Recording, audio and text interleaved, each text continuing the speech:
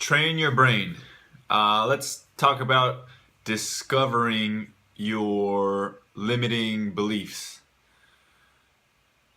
What do I mean by limiting beliefs? If you're trying to achieve something for a really long time and you find yourself just struggling with it, you probably are limiting yourself. Things aren't limiting you, the circumstance isn't limiting you, it's your brain. For instance, if you're trying to lose weight, one of the limiting beliefs that I've come across with a lot of my clients when training them is that they've always been fat. They've always been overweight. I've always been this way.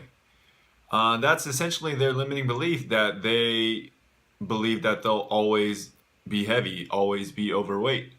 So what I try to do to get them to think differently or get them out of that is to consider themselves as the person that is always getting better or always willing to get back up. If you've fallen off the wagon, had a cheat meal, had a cheat weekend, and Monday comes and you're back on it, I want them to retrain their brain to understand that they're the person that never gives up, that always gets back on the wagon.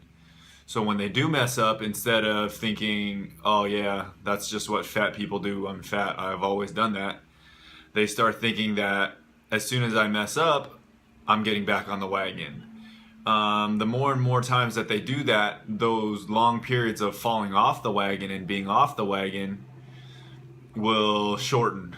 And as you shorten those periods where you fall off the wagon and get back on, you'll actually be on the wagon and going towards your goal more often than not.